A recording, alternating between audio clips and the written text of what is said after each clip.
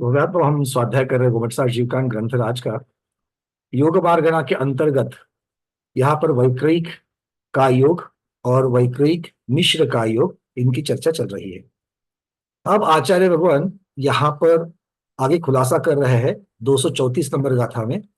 ये गाथा क्रमांक 233 है केशव वर्णी जी की टीका में, और पंडित रतंजन मुक्तार जी के टीका ग्रंथ में ये 234 नंबर है। आचार्य भगवान कह रहे हैं कि वैक्रयिक का योग किस किस जीवों को होता है, इसका अब आचार्य भगवान निरूपण करेंगे। गाथा मैं आपको यहां से दिखा रहा हूं, शेयर कर रहा हूं।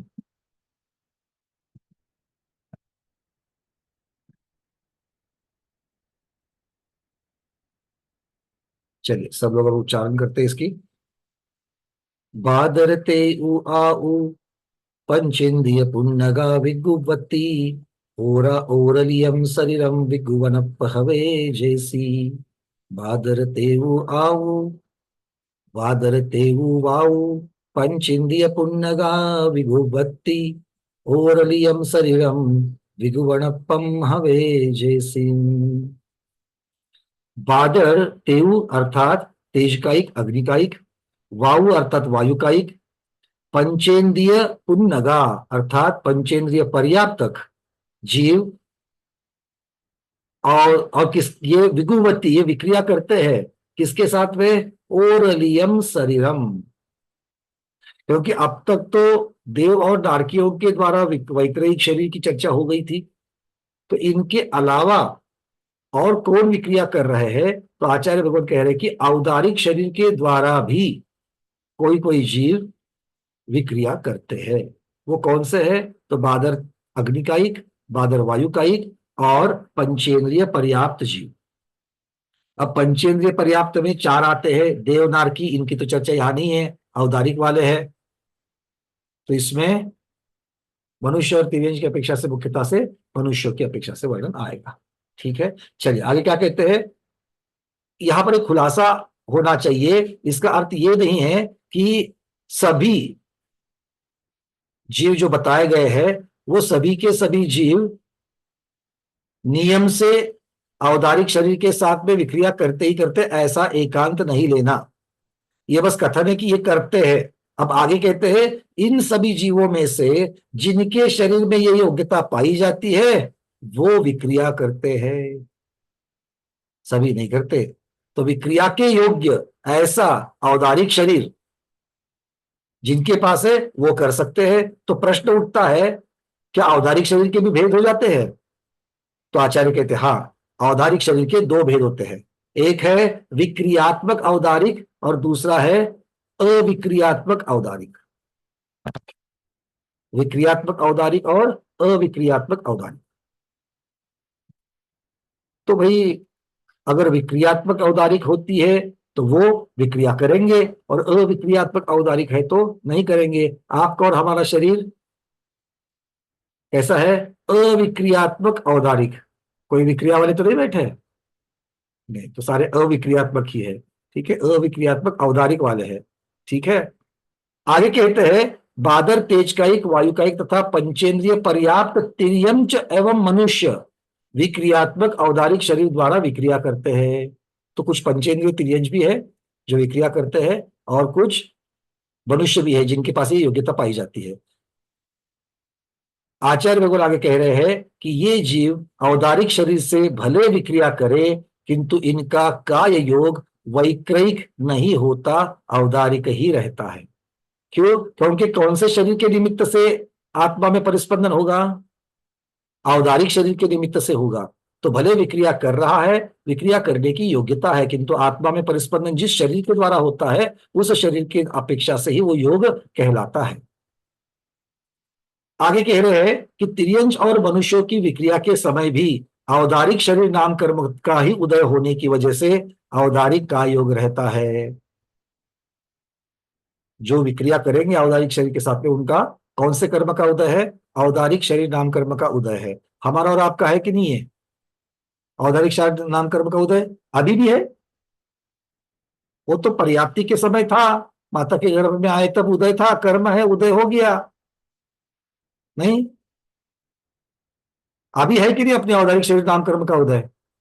कुछ हाँ बोल रहे हैं, कुछ ना बोल रहे हैं, और कुछ प्रतिभा योगधारी बने हुए हैं। चलिए बहुत बढ़िया। अभी भी हमारे औदारिक शरीर नामकरण का उदय है। कब तक रहेगा? कब तक रहेगा? इस भव के अंत तक, अंतिम सांस तक रहेगा ही रहेगा। ठीक है, चलिए आगे कहते हैं, मनुष्य तिर्यंचों के वैपरीक शरीर में नाना गुणों और रिद्धियों का अभाव है, लेकिन देवों के वैपरीक शरीर में नाना गुण और अनिमादि रिद्धियां होती है। एक भी सामान्य कथन है। सामान्य कथन क्या कह रहे हैं? अब यह तुलनात्मक बताया जा रहा है। जितना देवों के पास जो वैक्रिक शरीर है उसमें जितने गुण और अनिमादि रिद्धियां है, उतनी मनुष्य तिर्यंचों के वैक्रिक शरीर में नहीं पाई जाती। अब आगे कह रहे हैं, देवों की अपेक्षा से जब वर्णन होता है तो अष्टानिका द्वीप में, नंदीश्वर द्वीप में पूजा करने के लिए चले जाए, या पंचकल्याणक आदि के समय देव जब मध्यलोक में आते हैं या भ्रमण करते हैं, तो मूल वैक्रिक शरीर कहीं भी नहीं जाता। वो अपने अपने निवास स्थानों में ही रहता है, और वैक्रिक शरीर इन देवों का सब जगह पर चला जाता है। अब एक बात को समझ लेना, जब विक्रिया होती है और मूल शरीर जब अपनी जगह पर रहता है, तो वैक्रिक शरीर में आत्मा के प्रदेश होते हैं। ऐसा नहीं कि सिर्फ शरीर चला जाता है। तो मूल शरीर में भी आत्म प्रदेश है, और वैक्रिक शरीर में भी आत्म प्रदेश है, और दोनों के बीच में संबंध बना हुआ होता है। ठीक है, बात समझ में आ रही है? ठीक है, चलिए नारकियों के, अब यहां पर पृथक विक्रिया और अपृथक विक्रिया ऐसे दो शब्द आते हैं। वो कह रहे हैं कि नारकियों के वैक्रिक शरीर की अपृथक विक्रिया होती है, और देवों के वैक्रिक शरीर की पृथक तथा अपृथक ऐसे दोनों प्रकार की विक्रिया होती है। अब किनके किनके किस किस प्रकार की होती है, इसकी चर्चा अगले चार्ट से करेंगे। यहां से मैं आपको शेयर कर रहा हूं। सबसे पहले तो बात को समझना है कि विक्रिया के दो भेद है, पृथक विक्रिया और अपृथक विक्रिया। पृथक मतलब अलग, तो मूल शरीर से और एक अलग दूसरा शरीर बन जाएगा, उसे वैक्रिक शरीर कहेंगे। ठीक है, मूल शरीर में विक्रिया करने की योग्यता है, इसलिए यह भी वैक्रिक शरीर, और साक्षात जो वैक्रिक विक्रिया से शरीर बन रहा है वो भी वैक्रिक शरीर। तो ये पृथक हुआ कि नहीं हुआ? दो अलग अलग शरीर हुए कि नहीं हुए? हुए। किंतु जहां पर ऐसे दो अलग अलग शरीर नहीं होते हैं, मूल शरीर से ही विक्रिया की जाती है, वो है अपृथक विक्रिया। ठीक है, चार्ट पढ़ रहे हो कि हमारी बातें सुन रहे हो? दोनों करना है किंतु साथ में। ठीक है, आगे आगे मत नहीं भागना। अब क्या कह रहे हैं, कौन से जीवों के किस प्रकार की विक्रिया होती है? कहते हैं भवनवासी देव, व्यंतर देव, ज्योतिषी देव मतलब भवनत्रिक, और 16 स्वर्गों तक के देव, ये पृथक और अपृथक दोनों प्रकार की विक्रिया करते हैं, गमनागमन करते ही करते हैं। और ग्रैवेयक मतलब जो कल्पातीत देव है, तो ग्रैवेयक, अनुदिश और सर्वार्थ सिद्धि पर्यंत के सारे देव, तो जो कल्पातीत अहनिंद्र है उनकी चर्चा है, वो पृथक विक्रिया नहीं करते हैं, अपृथक विक्रिया ही करते हैं। मतलब जो भी विक्रिया करेंगे मूल शरीर से ही करेंगे।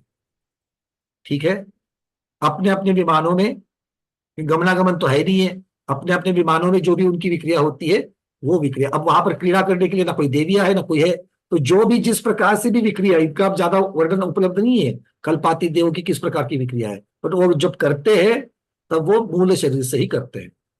नारकी, पंकज, हाँ चर्ष। जो वैक्रिक अनुदेश और सर्वार्थ सिद्धि के जो देव है ना, हम्म। वो अप्रत्यक्ष विक्रिया इस रूप में करते हैं क्योंकि उनका शरीर हाइट तो आरत्न प्रमाण है, माने एक हाथ लगभग समझ लीजिए।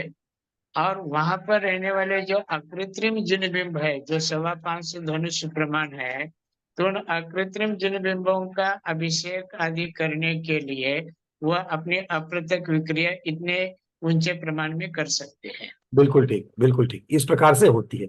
उनके पास योग्यता है, जहां जहां जरूरत होगी वहीं पर करेंगे, किंतु गमनागमन की अपेक्षा बाकी की अपेक्षा नहीं होगा। बाकी सबको समझ में आ रही बात है, आचार्य श्री ने क्या कहा? चलिए आगे चलते हैं। अब आती है बात मनुष्य और तिर्यंशों की। तो जो भोग भूमि के मनुष्य है और भोग भूमि की जो तिर्यंश है, वो पृथक और अपृथक दोनों प्रकार की विक्रिया कर सकते हैं। भोग भूमिया मनुष्यों में और भोग भूमिया तिर्यंचों में भी विक्रिया होती है। किनके? जिनकी योग्यता है उनके, सभी के नहीं होगी। उनके शरीर कौन से होते हैं? शरीर मनुष्य और तिर्यंच भोग भूमि के जीव, उनके शरीर कैसे होंगे? औदारिक ही होंगे। तो इसीलिए इस पहले गाथा में जो बताया गया था वो भी है, ध्यान रखना है। इसका अर्थ यह नहीं कि भोग भूमि के सभी तिर्यंच और सभी मनुष्य जो है वो करेंगे। ठीक है, पंचेंद्रिय पर्याप्त तिर्यंच की अपेक्षा से देखो क्या क्या वर्णन कहाँ कहाँ आ जाएगा। अब आगे कहते हैं चक्रवर्ती तपस्वी, तपस्वी मतलब जो ऋषि है, रिद्धिधारी मुनिराज, और विद्याधर मनुष्य। राजवार्तिक में विद्याधर मनुष्यों को अलग किया है, तो हमने यहां पर टिप्पण में लिखा है राजवार्तिक करके। चक्रवर्ती, तपस्वी और विद्याधर मनुष्य राजवार्तिक ग्रंथ की अपेक्षा से पृथक और अपृथक ऐसे दोनों प्रकार की विक्रिया कर सकते हैं। शेष कर्म भूमि या मनुष्य और तिर्यंच जो है, जिनकी योग्यता है और वो अगर विक्रिया करे तो वो अपृथक विक्रिया करते हैं। बचे हुए बादर वायुकायिक और बादर तेजकायिक, अग्निकायिक, ये जो स्थावर है ये अपृथक ही विक्रिया करते हैं, सिर्फ मूल शरीर से ही विक्रिया करते हैं, ये यहां से कह रहे हैं। वैक्रिक शरीर उपपाद जन्म से पैदा होता है तथा लब्धि अर्थात रिद्धि से भी पैदा होता है। रिद्धि से पैदा होता है मतलब उसमें विक्रिया करने की शक्ति आ जाती है, ऐसा आचार्य भगवान को कहना है। शरीर तो मुख्यतः से औदारिक ही रहेगा। ठीक है, चलिए। यहाँ पर पंकज जी, हाँ चर्चित। यहाँ पर जो विद्याधर मनुष्य जो विक्रिया करते हैं, यहाँ पर अपन जैसे रावण है, हम्म। अनेक विद्याएं सिद्ध किए थे, और दो प्रकार की विद्याएं होती है, उसमें एक साधित विद्या होती है और दूसरी पैतृक विद्या होती है। हाँ जी। हस्तांतर्गत होने वाली विद्या वो पैतृक विद्या, और साधित विद्या मैंने स्वयं की स्वयं। साधना से जो प्राप्त होती है। तो कुछ विद्याधर जैसे कि सुपर्णका के पुत्र, जो शंभु कुमार का जो प्रकरण पद्म पुराण में आता है, तो यह सब साधित विद्या के अंतर्गत आने वाली है। रावण ने भी अनेक विद्याएं सिद्ध की थी, क्योंकि रावण भी विद्याधर ही थे। इसी प्रकार हनुमान भी विद्या सिद्ध किए थे, इसलिए तो शरीर को वो विशाल भी बनाते थे, संकुचित भी करते थे। तो ये विद्याधरों के द्वारा प्राप्त होने वाली ये विक्रिया शक्ति अपन कह सकते हैं। बिल्कुल, महिमा विग्रह, महिमा रिद्धि की बात शैल भगवान के बारे में, हनुमान जी के बारे में आ जाती है। चलिए। हाँ दीपा दीदी, आप कुछ कह रही हो? तिर्यंच कैसे करते हैं? और हाँ, तो भोग भूमिया है तो पृथक अपृथक दोनों करेंगे, कर्म भूमिया है तो मूल शरीर से ही करेंगे। ऐसे उदाहरण है क्या कुछ? उदाहरण अगर कहीं आए हो तो हो, क्योंकि हमें तो इसके बारे में ज्यादा जानकारी नहीं है कि किस प्रकार के तिर्यंच, क्योंकि हमारे पढ़ने में भी जो अभी संकलन मैं कर रहा हूँ अलग अलग तरीके का, तो उसमें भी नहीं आया। अगर आचार्य ऋषि के पास हो, आचार्य ऋषि भगवान आपके पास कोई पढ़ने में आ गया आपके स्वाध्याय में कहीं की तिर्यंच जो कर्मभूमि या तिर्यंच है वो किस जी, प्रकार से करते हैं, मतलब उनका कर्म उदाहरण। भूमि कर्म भूमि त्रियंच में अग्नि का एक जो अग्नि है, वह अग्नि एक एक बार ऐसी उछाल मारती है, ऐसी उछाल मारती है, कहीं से कहीं तक पहुंच जाती है। यह बिजली के रूप में कहिए अथवा अग्नि के रूप में कहे, तो इस प्रकार उसको विक्रिया का रूप दिया गया है। माने बृहद आकार को भी धारण करते हैं और संकुचित भी हो सकते हैं, और वे मध्यम रूप में भी जो क्या है अपने शरीर आकार को फैला सकती है। इस रूप में यह विक्रिया लिया गया है। हाँ बट आचार्य जी ये तो मतलब स्थावर की अपेक्षा से हो गया, पंचेंद्रिय पर्याप्तक की अपेक्षा कर्मभूमि या तिर्यंच जो बताया गया कि अपृथक करते हैं, उसका कोई उदाहरण आता है क्या? नहीं, मेरे तो समझ में नहीं आया। हाँ, तो ज्यादातर संकलन में भी हमने देख रहा, बहुत सारी जगह संकलन जब देखते हैं तो उसमें कहीं पर भी इसका हमने बस उसका उल्लेख आ गया ग्रंथों में, इसलिए उसका चार्ट में दिया गया है। इसका कोई उदाहरण तो अभी उपलब्ध में तो नहीं दिख रहा, मतलब जितना भी पढ़ने में आया उसमें तो नहीं है। जी, ठीक है, चलिए आगे बढ़ते हैं। अब यहां से आगे हम रेखा चित्र के द्वारा, जैसे हमने औदारिक शरीर और औदारिक मिश्र, औदारिक काया और औदारिक मिश्र का इनके अपेक्षा से जो योग देखे थे किसी जीव के बारे में, तो वैसे अब देव और नारकियों की जो योग है उसके बारे में ये रेखा चित्र देख लेते हैं, ताकि एक पंकज देव। अभी जो आपने हेलो। हाँ महाराज जी। मुझे यह समझना था, जैसे कि चक्रवर्ती और अर्ध चक्रवर्ती अपनी विक्रिया से, औदारिक शरीर की विक्रिया से जो 96,000 अथवा उसमें एक माइनस करके जो विक्रिया से अलग अलग देव रानियों के आकार के साथ जो संबंध रखते हैं, तो शरीर में जैसे रक्त है, मांस है, वीर है, अलग अलग हड्डियां है, तो यह सडनली अंतर्मूर्ति के अंदर ही इतने संख्या प्रमाण में यह शरीर बनता कैसे है, मिटता कैसे, ये क्योंकि हड्डियां वगैरह जो क्या है अपने जो शरीर में है वो बहुत स्ट्रांग रहती है, बनने में भी समय लगता है, बिछड़ने में भी समय लगता है, माने उसका विघटन होने में। तो ये विक्रिया तो अंतर्मूर्ति ही चलता है ज्यादा से ज्यादा समय तक। फिर उसके अंदर और भी रूपांतरण, समय रूप में भी रूपांतरण होता है, और परमाणु स्कंद रूप में भी उसमें परिवर्तन होता रहता है। तो इतना कम समय में इतने बड़े आकार को लिए हुए इतनी बड़ी संख्या में यह विक्रिया कैसी क्या बनती है, इसको साइंस की दृष्टि से अपन कैसे घटा दें? ये तो श्रद्धा का विषय हुआ, जैन धर्म शास्त्र में लिखा गया करके। लेकिन किसी बुद्धिजीवी साइंटिस्ट को अपन अगर सिद्ध करना चाहे तो अपन कैसे कर सकते हैं? आचार्य जी मेरे ख्याल से यहाँ पर एक चीज का हम लोग आधार ले सकते हैं। इसके पहले की गाथा में आचार्य भगवान जो कहते हैं कि औदारिक शरीर से विक्रिया होती है, किंतु उस औदारिक शरीर में उस विक्रिया, उस प्रकार की विक्रिया करने के गुण होने चाहिए, अर्थात वो उसकी योग्यता होनी चाहिए। और औदारिक शरीर की जो दो भेद बताए गए हैं, मतलब जो जीव विक्रिया करते हैं, जब विक्रिया कर रहे हैं या नहीं कर रहे हैं, तो भी उनका जो औदारिक शरीर है वो कुछ इस प्रकार का बना हुआ है कि उस शरीर की ही एक खासियत है, उस शरीर में ये पात्रता है कि ये शरीर कर सकता है। जैसे एक उदाहरण ले लेते हैं, दूर से तुलना कर रहा हूं मैं, अगली एक 1:1 नहीं कर रहा हूं। जैसे मान लीजिए हम लोग सर्कस आदि चीजों में या कहीं पर भी कोई कार्यक्रम में देखते हैं कि कोई एक लड़का होता है, युवक, और वो मंच पर करतब दिखाता है। किस प्रकार के, वो कहीं से भी अपना पाव लेकर के गले में डालता है, फिर उल्टा चलता है, पता नहीं किस किस प्रकार के करतब करता है, और उस प्रकार की फ्लेक्सिबिलिटी हम लोग सोच भी नहीं सकते हैं। तो किन्हीं किन्हीं जीवों के शरीर में इस प्रकार की योग्यता आ चुकी है। अब इसके अलग अलग कारण हो सकते हैं, मैं जिसका उदाहरण दे रहा हूं वो हो सकता है कि प्रैक्टिस से भी आ जावे, किंतु अकेले प्रैक्टिस से सभी के शरीर में यह नहीं आता है। किंतु किसी किसी का शरीर इस प्रकार से लवचिक, इस प्रकार से फ्लेक्सिबल बना हुआ है कि जिसकी वजह से वो कार्य करते हुए दिखाई देते हैं। अब इसी प्रकार से अगर हम लोग औदारिक शरीर की भी चर्चा करें, तो जो औदारिक शरीर इस प्रकार की विक्रिया करने के योग्य है, वो बाकी के अवैक्रिक औदारिक शरीर से ये हटके है।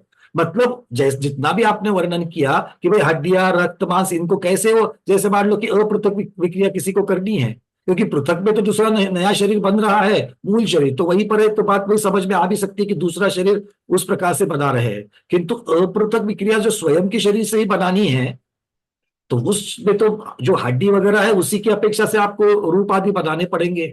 अच्छा, दूसरी बात यह है कि यहाँ पर और एक चीज कही गई कि देव और नारद जितने प्रकार की विक्रिया करते हैं, वो सभी की सभी विक्रिया यहाँ पर नहीं होती है। मतलब कुछ थोड़ी ही विक्रिया तिर्यंश और मनुष्य कर पाते हैं, एक। दूसरा, वही कर पाते हैं जिनके शरीर में ये विशेषता है। तो यहाँ पर शरीर विशेष की अपेक्षा से इसको देखना पड़ेगा, ताकि ये फिर किस प्रकार से कन्वर्ट होता है। देखो, जैसे औदारिक से परम औदारिक जब बन जाता है तो धातु रहित शरीर हो जाता है। तो ये भी कन्वर्जन जो है, इसको भी हमें देखना पड़ेगा। या फिर तीर्थंकरों के शरीर का जो रुधिर है, वो रुधिर श्वेत होता है, या फिर उन्हें पसीना ही नहीं आता है। तो सामान्य जीव को, वो तो है तो सभी औदारिक शरीर के वाले, तीर्थंकर भी औदारिक शरीर वाले हैं, किंतु प्रत्येक औदारिक शरीर जो अलग अलग प्रकार की जिनकी हम चर्चा कर रहे हैं, उनकी अपनी अपनी खासियत है, और अपने अपने योग्य की योग्यता की अपेक्षा से उसके कार्य हमको देखने मिल रहे हैं, या फिर उनके गुणधर्म पाए जाते हैं। तो मेरे ख्याल से इस प्रकार से अगर हम लोग विचार करें, तो कोई औदारिक शरीर ही स्वभाव से इस प्रकार से बना हुआ है कि वो वैक्रिक औदारिक शरीर है, और इसीलिए उसमें अपृथक विक्रिया के समय भी जो वर्तमान में हड्डियां आदि है, वो सप्त धातु है, उनको भी अंतर्भूत के लिए बदल करके, और या फिर अभी तक मुझे ये क्लियर नहीं हुआ है कि जो विक्रिया करते हैं, अगर मान लो चक्रवर्ती भी करते, क्या वो स्वयं को भाला बना सकते हैं क्या? क्योंकि अगर वो भाला बना सकते हैं, मतलब अजीब वस्तु बना सकते हैं, तो फिर बहुत सारी चीज सोचने वाली चीजें यहाँ पर आ जाएगी। क्योंकि अगर सिर्फ ये नहीं करते हैं, पृथक पृथक सिर्फ अपनी आकृतियां निर्माण करते हैं और पृथक पृथक रूप को धारण कर सकते हैं, अगर इस प्रकार की चर्चा करें, या फिर जो रिद्धिधारी मुनिराज है, और रिद्धिधारी मुनिराज के तो ये सारी 11 की 11 विक्रिया रिद्धि उनके लिए बताई गई है। तो जो रिद्धि उनको सूर्य चंद्र के विमानों को या मेरू के शिखर तक जो हाथ फैलाते हैं, या फिर विष्णु कुमार मुनि का भी जो हाथ फैल गया था, तो अब हाथ फैल गया तो हाथ की जो अंदर की जो हाथ की जो हड्डी है वो कितनी लंबी हड्डी हो जाएगी। तो ये हड्डी उतनी लंबी होने की जो योग्यता है वो उस शरीर में है, किंतु योग्यता होना और योग्यता का उसका उपयोग होना, उसका वापर होना, ये मतलब जब जरूरत है तो वो उस प्रकार से हो सकती है। जैसे रबड़ है तो हर एक रबड़ अलग अलग प्रकार का होता है। कुछ रबड़ जो है वो बहुत ज्यादा खींचे जा सकते हैं और खींचने के बाद में वो मूल शरीर में आ जाएंगे। वैसे ही सब रबड़ जो है वो नहीं हो सकते हैं। जैसे हमारी गाड़ी की जो टायर का रबड़ है वो इतना खींचा नहीं जा सकता है, भले उतना ही क्रॉस सेक्शन का हो, उतने ही डायमेंशन का हो, उतने ही आकार का हो, तो भी खींचा नहीं जा सकता है। मतलब कहने के लिए तो रबड़ है, किंतु रबड़ की जो प्रॉपर्टीज, मटेरियल प्रॉपर्टीज है, जो द्रव्य है, वो द्रव्य भी अलग अलग प्रकार से हमको यहाँ पर दिख रहा है। वो तो पुद्गल की अपेक्षा से हो गया, शरीर भी पौद्गल की वर्गना से बन रहा है। तो भले वो आहार वर्गना से, औदारिक प्रकार की आहार वर्गना से बना हो, किंतु ये सभी जब परिवर्तित हो रही है, जिस प्रकार के शरीर को बना रही है, तो मेरे ख्याल से ये अलग अलग, उसमें भी खुद के द्रव्य की अपेक्षा से भी उसमें ये सारे गुणधर्म आ रहे हैं।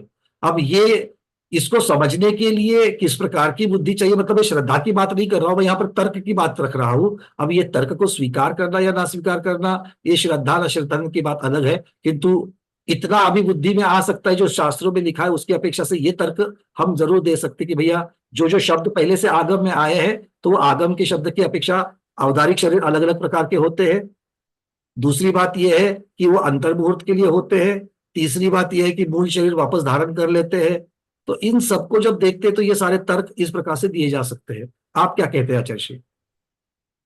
मैं तो ज्यादा इस संबंधी बता नहीं सकता, लेकिन इतना ही तो कह सकता हूँ, अनंत ज्ञ की वजह से अनंत ज्ञान है। ज्ञान अनंत जो कहा गया वह अनंत ज्ञ की वजह से कहा गया, और अनंत ज्ञ में पुद्गल भी आ गया, बल्कि पुद्गल ही अधिक रूप में है। तो पुद्गल के स्पर्श रस गंध वर्ण और उसमें विशेष करके स्निग्धत रुक्षत्वपना जो है ना, उसमें यह विशेषता होने के कारण पुद्गल के माध्यम से कुछ भी संभव है। हाँ माने मतलब, हम जीव को बहुत महाशक्तिशाली जो मानते हैं ना, अतिमानवीय शक्ति से युक्त मानते हैं, लेकिन पुद्गल भी कोई कम शक्तिशाली नहीं है। पुद्गल में भी अनंत शक्ति है, इसलिए पुद्गल से कोई असंभव ऐसा कुछ भी नहीं है। इसलिए कुछ भी हो सकता है पुद्गल के माध्यम से, उसमें परिवर्तन पर्याय रूप में, क्योंकि उस पर्याय के कारणभूत जो गुण है, वो गुण में ही इतनी विशेषता है, जिस वजह से वह गुण विभिन्न पर्यायों को धारण करते, इसलिए सब संभव है।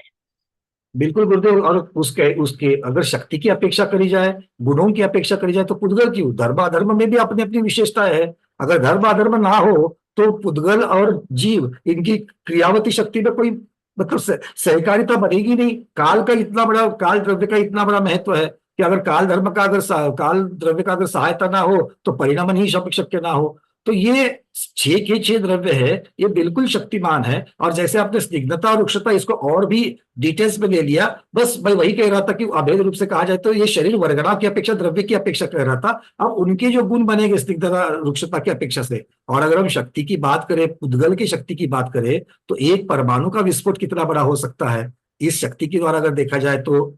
जीव की अपनी शक्तियां है, किंतु हर एक द्रव्य की अपनी अपनी शक्तियां है, और सभी सभी द्रव्यों की शक्तियां जो है वो उसको किसी को कम आंका नहीं जा सकता है। जी, माने एक पुण्य है जो त्रसत्व पर्याय को देता है पुण्य, और एक पुण्य ऐसा है जो तीर्थंकर बनाता है, चक्रवर्ती बनाता है, इंद्र बनाता है। सामान्य रूप से पुण्य होने के बाद भी पुण्य में कितने ये अवान्तर भेद है। इसी प्रकार कर्म, नो कर्म, उसमें भी अवान्तर भेद होने के कारण, माने भेद माने उसकी विशेषताएं होने के कारण, उद्गल के द्वारा जो कुछ हो सकता है उसकी अपन कल्पना भी नहीं कर सकते। बिल्कुल, इसीलिए वो ज्ञेय पना जो है वो अनंत हो जाता है, इसी अपेक्षा से हो जाएगा। जी, क्योंकि ज्ञान एक ही है, सामान्य रूप से देखा जाए ज्ञान एक ही है, लेकिन अनंत ज्ञान क्यों कहा गया?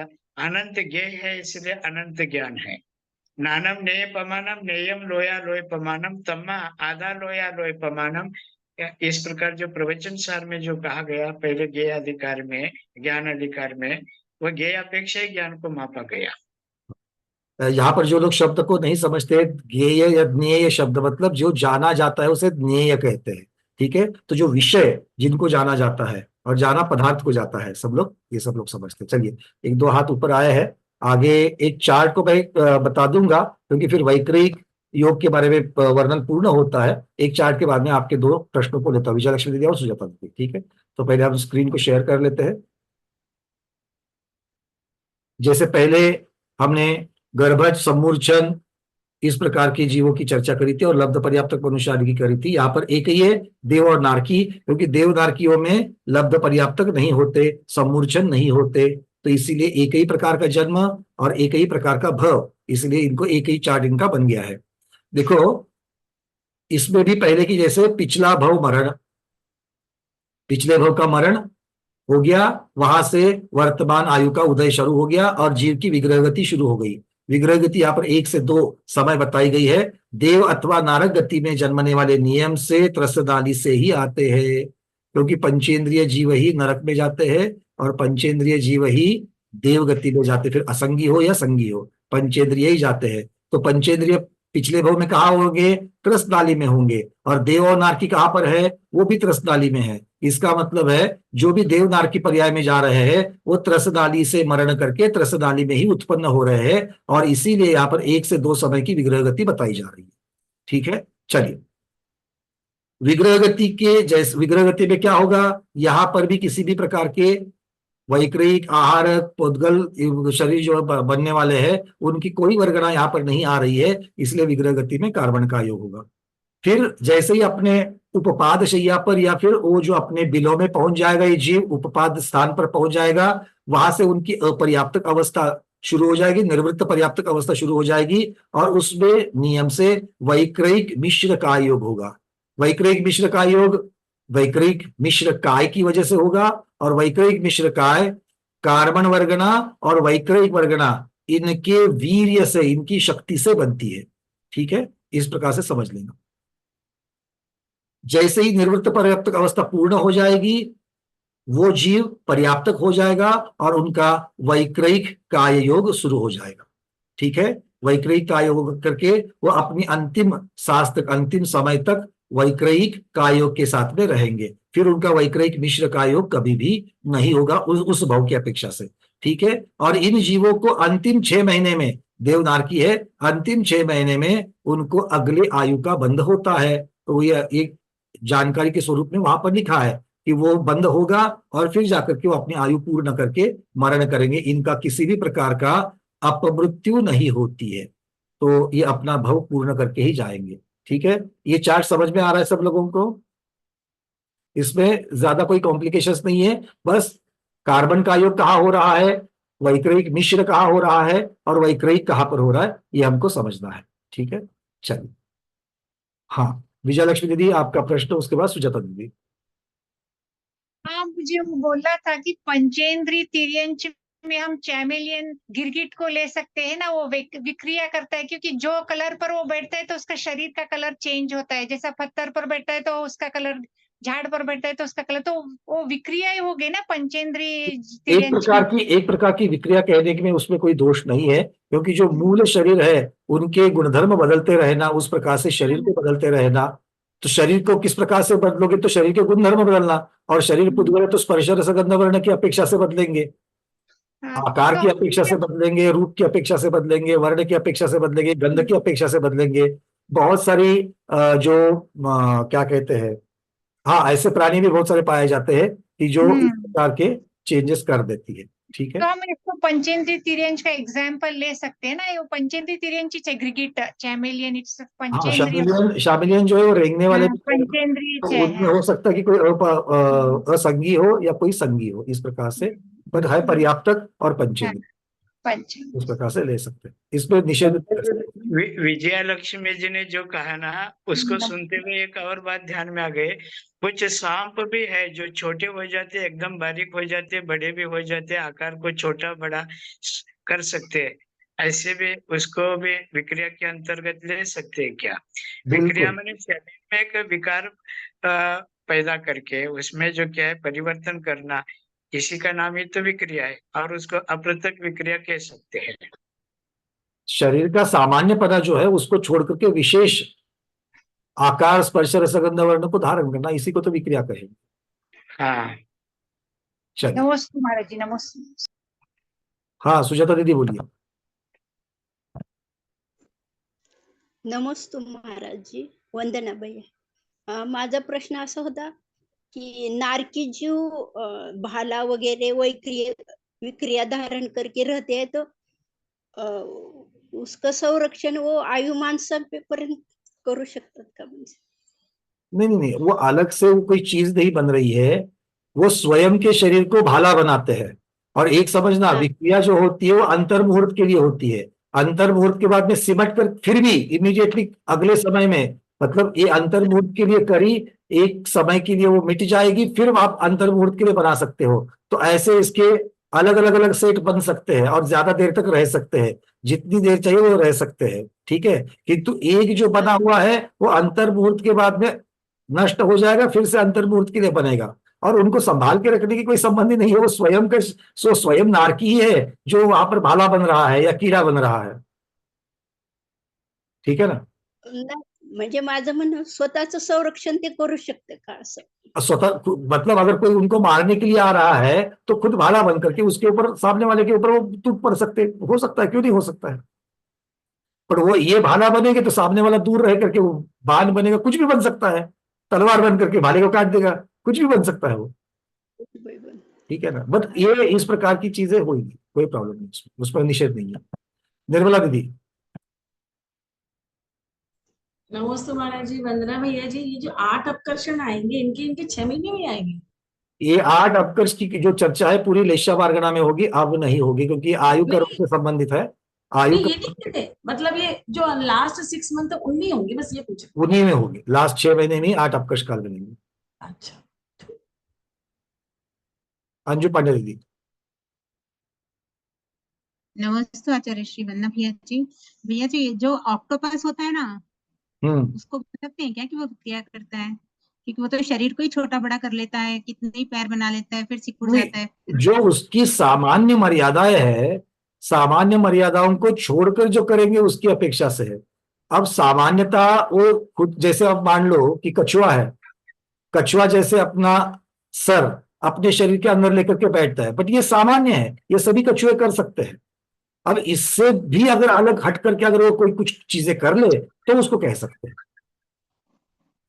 जो सामान्य से उनका जो आकार शरीर की अपेक्षा से वर्णन है, तो जो शरीर की जो सामान्य गुणधर्म है उनको छोड़ करके कुछ विशेष चीजों को करना, और विशेष का अर्थ तो विशेष ही होता है, ठीक है, उस अपेक्षा से ले सकते हैं जी। प्रमोद जी कह रहा था कि नमस्ते महाराज से, ये इच्छाधारी नाग नागिन का जो प्रकरण सुनते हैं कि ये भी मतलब इस तरह से आ सकता है, ये मतलब वास्तविकता क्या है ये तो मालूम नहीं, लेकिन वो विक्रिया तो वहां भी होती है अगर माने तो उनको। भाई ये तो संगी जीव तो है ही है, सौदनी जीव तो है सर्प, हाँ, मन वाला तो है, और मन वाला है तो इच्छा करेगा। अब किस प्रकार की इच्छा करता है, किस प्रकार की इच्छा धारण करता है, अब ये लोक कथाएं और साक्षात इनका इस प्रकार से लगाए, ये थोड़ा सा गहन में जाएंगे तो ही होगा। बट जीव की इच्छा करना, सौदनी जीव को ही इच्छा करना, इसका कोई निषेध नहीं कर सकता है, क्योंकि सौदनी पने का ये लक्षण है।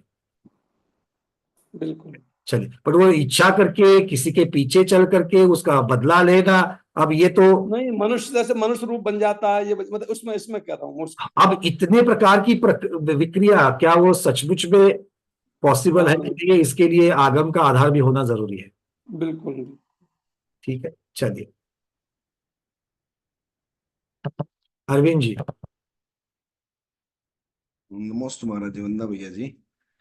ये जो त्रसनाली की जो बात है, ये नारकी और देव में, तो गर्भज मनुष्य और गर्भज तिर्यंच में भी निष्कुट क्षेत्र ही आएगा, इसमें भी पॉसिबल नहीं है?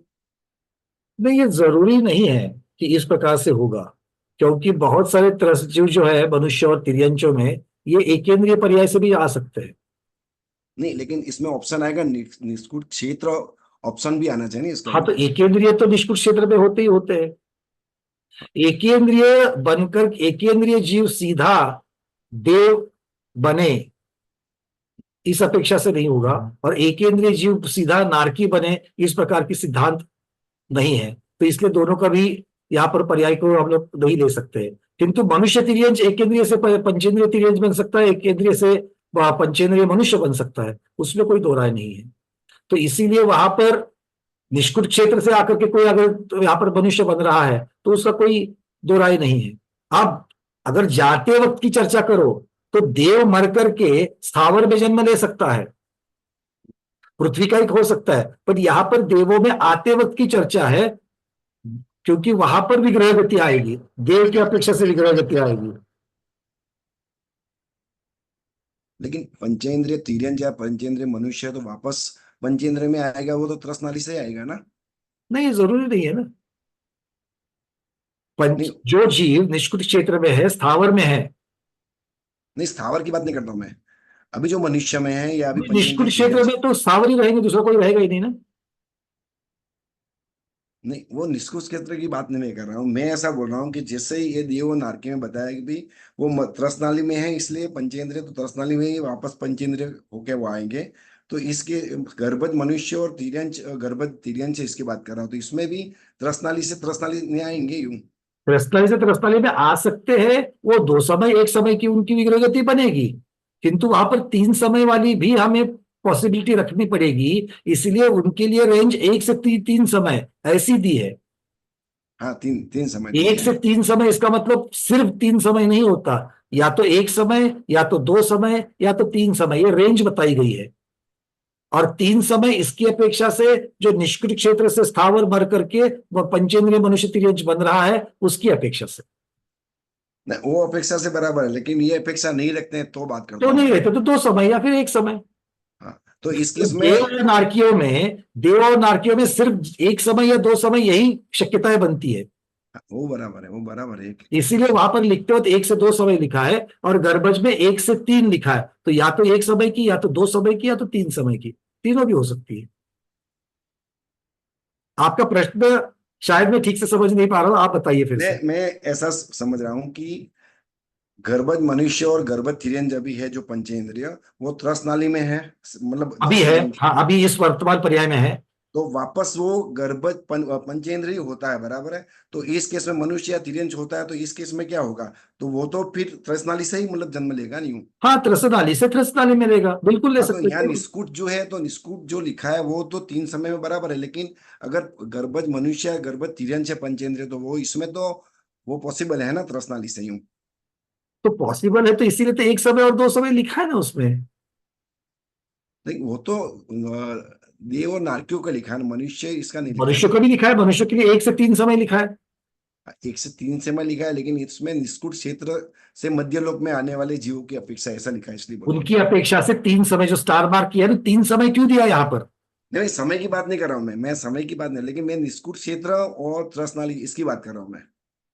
एक मिनट, आप गर्भज वाली के ऊपर आपका चर्चा चल रहा है ना, एक मिनट वहां पर स्क्रीन को शेयर करता हूँ मेरे को।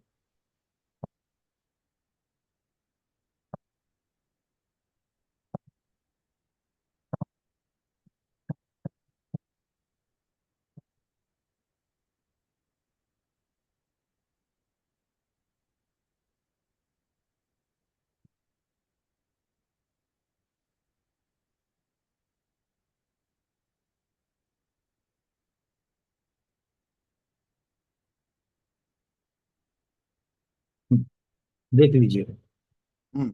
वहां क्या लिखा है, एक से तीन समय, और तीन समय किसकी अपेक्षा से? निष्कुट क्षेत्र से मध्यलोक में आने वाले जीवों की अपेक्षा से, क्योंकि यहाँ पर विग्रह गति का वर्णन चल रहा है, तो जो जीव गर्भस्थ मनुष्य या गर्भस्थ तिर्यंच बनने के लिए आ रहा है, वो जीव कहां से आ रहा है, उसकी अपेक्षा से उसके विग्रह गति का समय बनेगा ना। Agree agree.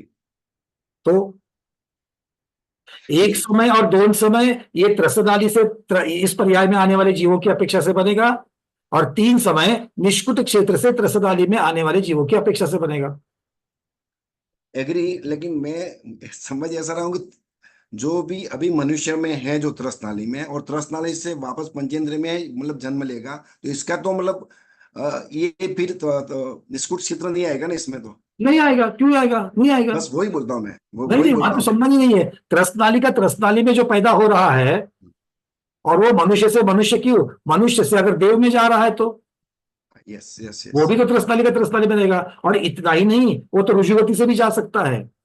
अगर मान लीजिए हम समय चिकर जी में हमारा समाधि हो रही है सब, ऐसा मान लो, और वहां से अगर ऊपर देखेंगे हम लोग कहां पर जाएंगे, अगर हम लोग इंद्रक विमान, कौन से, स्वर्ग के दूसरे तीसरे चौथे किसी भी, पहले स्वर्ग के दूसरे पटल में, तीसरे पटल में, चौथे पटल में, 31 पटल में से किसी भी इंद्रक में जा रहे हैं, ठीक है। ठीक है। अब उसका सबसे नीचे वाला इंद्रक 45 लाख योजन का है। सौधर्म स्वर्ग के सबसे पहला पटल जो निचला वाला है, उसका इंद्रक विमान ही 45 लाख योजन का है।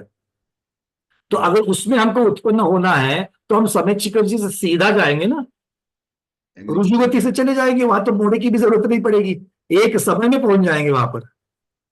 आ रही बात समझ में। तो ये विग्रह गति की अपेक्षा त्रसनाली से त्रसनाली में बिल्कुल जा सकते हैं।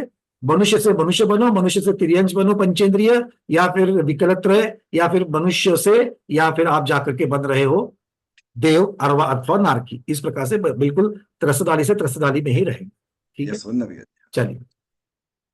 हाँ कुसुम छाबड़ा दीदी बोलिए। वंदना भैया जी, ये निष्कुट जो क्षेत्र है ये त्रसनाड़ी के बाहर वाला क्षेत्र है, निष्कुट क्षेत्र। कौन बताएगा भाई दीदी को निष्कुट क्षेत्र कहाँ होता है? कुसुम जैन दीदी इंदौर बताइए। दीदी बहुत बार कोने चर्चा हो चुकी है इसकी। कोने का है भैया, जो कोने में रहता है ना, हाँ बताओ कुसुम दीदी बताओ। जो कॉर्नर में रहते हैं ना, वो निष्कुट क्षेत्र कहलाते हैं। देखो आपको इस तरीके से समझाना है कि सामने वाले को समझ आए। जो कोन में रहते, किस कौन से कोने में, आपके अपने घर के कोने में, कौन से कोने में रहते, नगर के कोने में रहते, बिल्कुल त्रसनाली के, आपका स्वाध्याय त्रसनाली समझ के, सार जैसा ही आना चाहिए। त्रसनाली के कॉर्नर में। त्रस्त नाली के कॉर्नर नहीं कहलाते निष्कुट। अर्चना दीदी भरूच बताइए। भैया जी, तीन लोक में जो ऊर्ध्व लोक है, उसका जो ऊपर से जो मुड़ता है, जब हाथ अपन खड़े करते हैं, तो जो कॉर्नर का क्षेत्र आता है ऊर्ध्व लोक के कॉर्नर में, मतलब ऊर्ध्व लोक के दो दो क्षेत्र आते हैं। चलिए, दो इसको बिंदु अगर आते हैं। पन्नति की भाषा में, अगर जो हमने कल शाम को भी पढ़ी थी, उसे क्या कहा था? ऊर्ध्वलोक का ऊपर का मुख, ऊर्ध्वलोक ऊपर का ऊपर मुख। का मुख एक राजू वाला है, उसको मुख कह दिया उन्होंने। तो ऊपर जो अच्छा। मुख है एक राजू का है, तो एक राजू के पास से जो ढलान दोनों साइड चालू हो जाती है, और बीच में एक राजू है, तो जहां ढलान चालू होती है और ऊपर का एक राजू, ये इनके जो कोण है, ये कोण जो अच्छा। है, इन कोणों में जो जीव रहते हैं वो, या जो क्षेत्र है, उसको निष्कुट क्षेत्र कहते हैं। ठीक है अच्छा। कुसुम दीदी, थैंक रख भी, ठीक है ना। चलिए अब चलते आगे। कनकमाला दीदी आपका कोई प्रश्न तो नहीं है ना? आगे बढ़ते चलिए।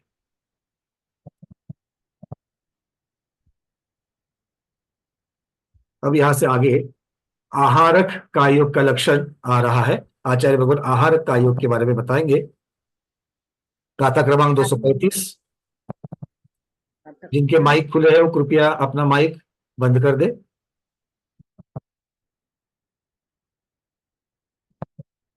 ये आ रही है गाथा क्रमांक 235 आपके सामने। I am sharing it.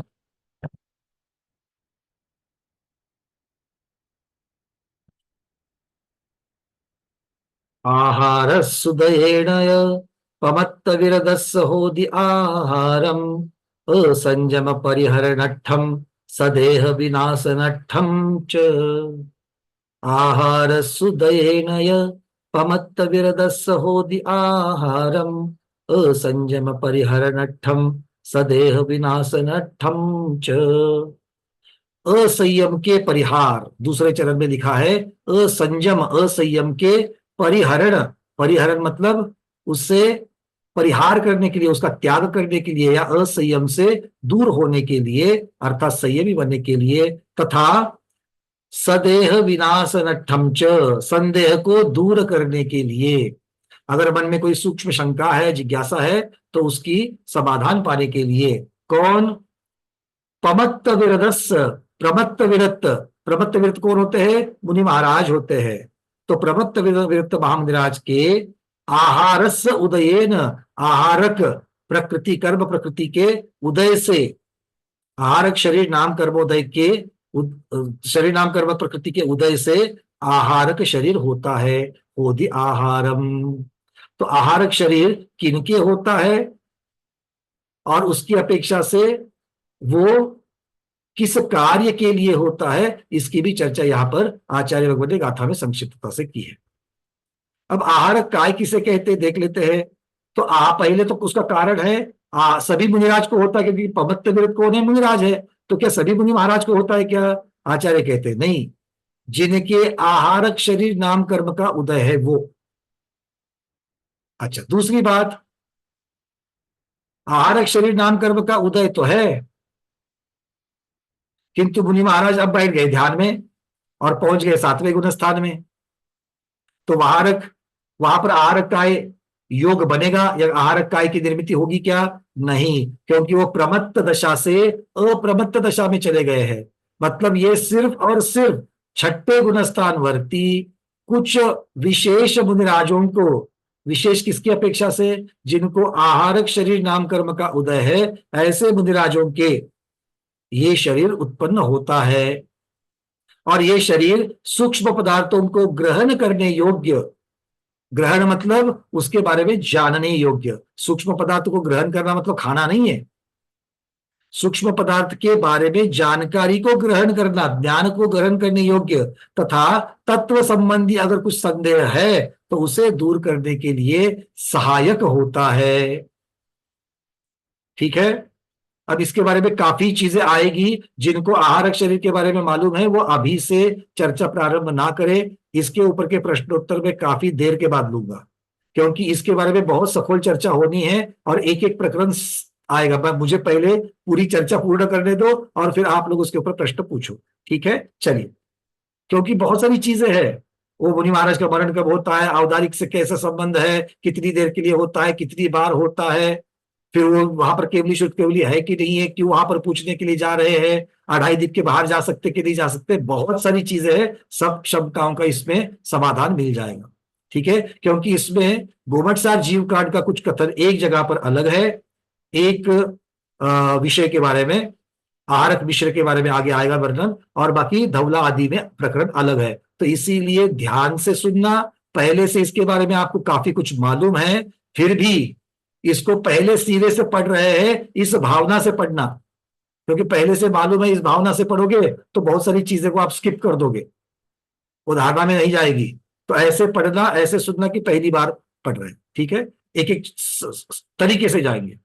चलिए, ये शरीर सूक्ष्म पदार्थ, ये बात तो हो गई। अब कहते हैं कि आहारक शरीर के द्वारा आहारक निर्धारक मुनिराज के आत्म प्रदेश में होने वाले परिस्पंदन को आहारक का योग कहते हैं। मतलब आहारक शरीर के निमित्त से जो योग होगा, आहारक शरीर की क्रिया होगी। आहारक शरीर की कौन सी क्रिया होगी? आहारक शरीर एक जगह से दूसरी जगह पर गमन करता है, तो इस प्रकार की क्रिया करेगी आहारक शरीर। उसकी जो काय की जो क्रिया हो रही है, वो काय की क्रिया की अपेक्षा से जो आत्म परिस्पंदन होगा वो आहारक काय होगा। अब कहते हैं आहारक शरीर ना तो किसी का व्याघात करता है और ना ही किसी से व्याघातित होता है। मतलब ये ना किसी से अड़ता है ना किसी को अड़ाता है। ये आहारक शरीर की खासियत है। मुनिराज एक जगह पर अपनी जगह पर बैठे हुए हैं, मान लो चट्टान पर बैठे हुए हैं, पेड़ के नीचे बैठे हुए, अपनी गुफा में बैठे हैं, जहां भी ये बैठे हैं या है, और वहां से उनके शरीर से अब आहारक पुतला निकला, आहारक शरीर निकला। तो वो जो आहारक शरीर जो है वो जब गमन करता है तो वो पेड़ पौधों से पार हो जाएगा, पहाड़ों से पार हो जाएगा। इस प्रकार की चीजें आचार्य भगवान कह रहे हैं। अगर आहारक शरीर जहां पर है और दूसरा अगर कोई जीव वहां से पास होता है तो भी वो उनके अंदर से पास हो जाएगा। मतलब आहारक शरीर ना खुद किसी से अड़ता है ना किसी को अड़ाता है। फिर भी ये सूक्ष्म शरीर नहीं है, ये बादर शरीर है। कोई कोई बादर शरीर इस प्रकार की विशेषताएं रखते हैं। ठीक है, बात समझ में आ गई? हाँ, अब कहते हैं सूक्ष्म पदार्थ के निर्णय के लिए आहारक शरीर सहकारी होता है। इसका अर्थ क्या करेंगे? तो आहारक शरीर सहकारी होता है मतलब जब जाकर के केवली भगवान के साथ में ये अपनी शंका को, जिज्ञासा को रखेगा, केवली भगवान से जो उसके ऊपर, या शुद्ध केवली भगवान से जब उसके ऊपर विवेचन किया जाएगा तो उस विवेचन को वो आहारक शरीर ज्ञान के द्वारा ग्रहण करेगा। तो वो ज्ञान किसका है? आहारक शरीर का है या मुनि महाराज का है? तो वो कोई दोनों अलग नहीं है। आहारक शरीर के अंदर जो आत्म प्रदेश है और मुनिराज के मूल शरीर के अंदर जो आत्म प्रदेश है वो एक ही जीव के है। और जहां पर आत्म प्रदेश है उनके साथ में ज्ञान होना स्वाभाविक है। आत्म प्रदेश और ज्ञान अलग नहीं होते हैं। ठीक है, चलिए अब चलते थोड़ा सा आगे। अब अगली गाथा जो है वो आहारक शरीर के उत्पत्ति की हेतु, मतलब आहारक शरीर क्यों बनता है किसी मुनिराज को। किसी मुनिराज को आहारक रिद्धि हुई है, इसका अर्थ यह नहीं कि 24 घंटे 365 दिन उनके साथ में आहारक शरीर होगा ही होगा, ये जरूरी नहीं है। तो आहारक शरीर का प्रयोग और उत्पत्ति किन्हीं विशेष कारणों से होती है। मतलब उस मुनिराज के पास में वो योग्यता है आहारक शरीर को निर्माण करने की और उसके द्वारा कार्य करवा के लेने की। ठीक है, चलिए कहते हैं अगली गाथा 236 नंबर आपके सामने है। नियखेते केवली दुग विरहे निकमन पहुति कल्याणे परखेते सवित्ते जिन जिन घर वंदन ठम च। नियखेते केवली दुग विरहे निकमन पहुति कल्याणे परखेते सवित्ते जिन जिन घर वंदन ठम च। निय खेते, निय मतलब निज, खेते मतलब क्षेत्र। तो निज क्षेत्र मतलब जहां पर मुनिराज विराजमान है वो एरिया, वो क्षेत्र, वो उन मुनिराज का निज क्षेत्र हो गया। अब निज क्षेत्र में अगर केवली भगवान या शुद्ध केवली भगवान नहीं है, अगर वो होते तो साक्षात जाकर के उनसे जिज्ञासा पूछते। अगर सब अवसर लगा हुआ है, ठीक है, और वर्षा योग जैसी कोई स्थिति नहीं है, क्योंकि समोसरण है और वर्षा योग भी है, तो उस वर्षा योग में से कैसे चलते जाएंगे मुनिराज? क्योंकि वो तो महामुनिराज मतलब छठे गुणस्थान वर्ती है। छठे गुणस्थान वर्ती मतलब महाव्रती है। तो इस प्रकार के असंयम से उनके महाव्रतों में दोष लगेगा। तो अगर नजदीक में है वो असंयम का परिहार, वो बात अलग हो गई। किंतु यहां पर क्या कह रहे हैं गाथा में? केवली दुग, ये शब्द आ गया, मतलब केवली और शुद्ध केवली इनका विरह, मतलब ये यहाँ पर उपलब्ध नहीं है। कहां पर? जहां पर ये मुनिराज है वहां पर। अगर ऐसा है और पर क्षेत्र में, परखेते, परखेते पर क्षेत्र में क्या है? सवित्ते मतलब जिन जिन घर वंदन ठम च। आगे कह रहे हैं कि पर क्षेत्र में मतलब जहां पर अपने औदारिक शरीर से जा नहीं सकते उसको पर क्षेत्र कह दिया। परखेते किसे कहा? परखेते किसे कहा है? तो जहां पर साक्षात अपने स्वयं के मूल औदारिक शरीर से नहीं जा सकते हैं वो परक्षेत्र हो गया। तो उस परक्षेत्र में अगर उनका सद्भाव होने पर, किसका सद्भाव होने पर? जिनके बारे में चर्चा कर रहे केवली दुग, केवली भगवान और शुद्ध केवली का सद्भाव मतलब अस्तित्व होने की वजह से, ठीक है, तो फिर ये आहारक शरीर की उत्पत्ति होती है। तो ये एक हेतु मिल गया। अपने क्षेत्र में केवली और शुद्ध केवली नहीं है, किंतु पर क्षेत्र में केवली और शुद्ध केवली है। जहां पर औदारिक शरीर से नहीं जाया जा सकता है उसकी अपेक्षा वहां जाने की वजह से ये आहारक शरीर की उत्पत्ति होती है। आगे क्या कह रहे हैं? तप निक्रमण, निक्रमण मतलब निष्क्रमण, निष्क्रमण कल्याणक किसे कहा जाता है? तप कल्याणक को कहा जाता है। तप कल्याणक, तप आदि कल्याणकों के दर्शन के लिए, मतलब कल्याणक में साक्षात तीर्थंकर भगवंतों के दर्शन करने के लिए, और जिन और जिन घर मतलब जिनेन्द्र बिंब या जिनेन्द्र साक्षात या चैत्य या जिन घर मतलब चैत्यालय। तो चैत्य और चैत्यालय इनकी वंदना करने के लिए ये आहारक शरीर उत्पन्न होता है। तो देखिए नीचे इसी चीज को चार्ट के द्वारा दिखाया गया है। तो मुख्य में हरे कारण, हरे रंग में क्या लिखा है? तो गाथा का अपेक्षा से लिखा है कि निज क्षेत्र में केवली और शुद्ध केवली का अभाव होने पर, और परक क्षेत्र अर्थात जहां पर वो स्वयं के अवधारिक मूल शरीर से नहीं जा सकते हैं, ऐसे परक क्षेत्र में अगर केवली शुद्ध केवली का सद्भाव है तो फिर केवली और शुद्ध केवली के पास क्यों जाना है? तो फिर लाल कलर में उसके दो भाग किए हैं। तो लाल कलर में क्या बता रहे हैं?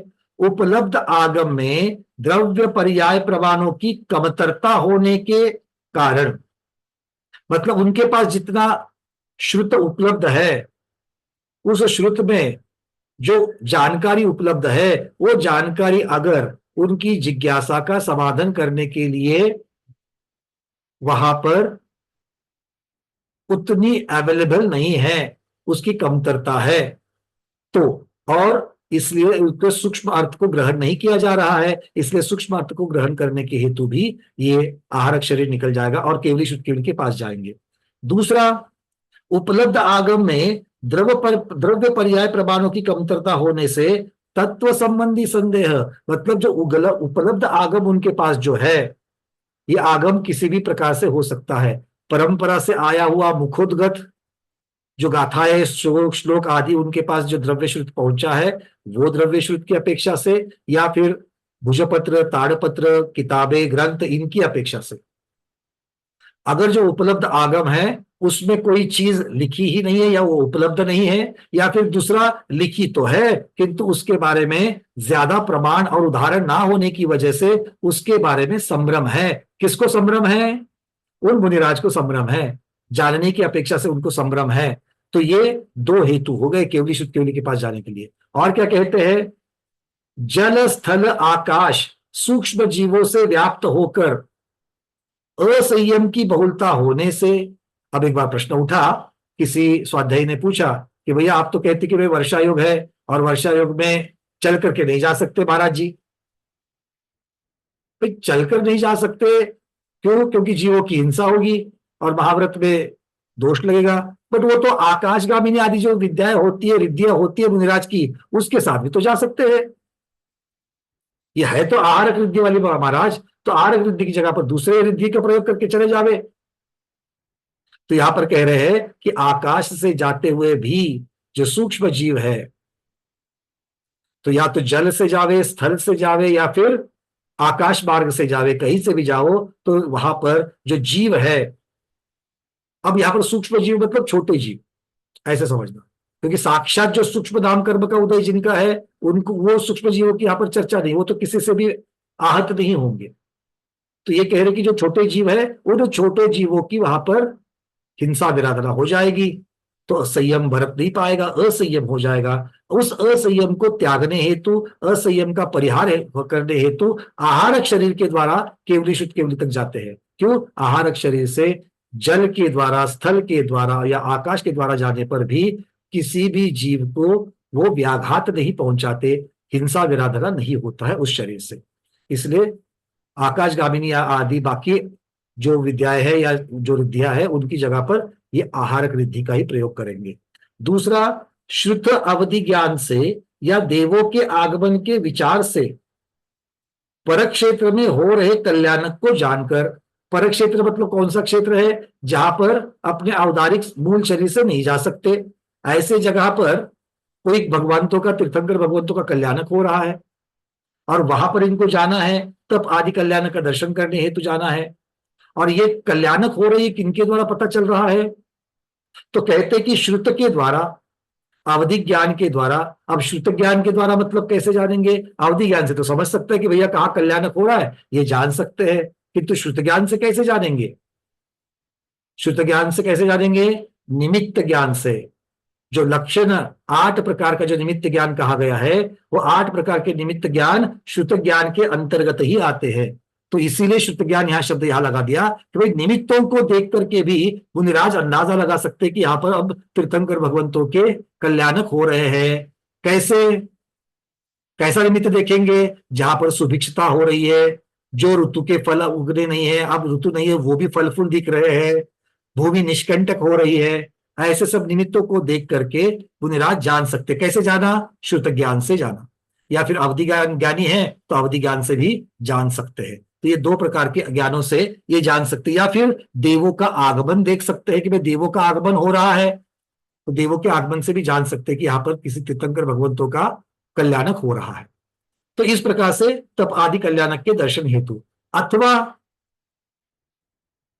जिनेन्द्र बिंब और जिन चैत्यालय जहां पर बने हुए हैं, अब इसमें अकृत्रिम भी ले सकते हैं और कृत्रिम भी ले सकते हैं। उनकी वंदना हेतु भी ये मुनि महाराज जा सकते हैं। ठीक है, किंतु कहाँ? पर क्षेत्र में, जहां पर मूल औदारिक शरीर से जाते वक्त अगर मान लो ये या तो मूल औदारिक शरीर की क्षमता नहीं है या फिर उससे असंयम हो जाएगा, इसलिए। तो इस प्रकार के ये 5 कारण यहां पर दिए गए हैं।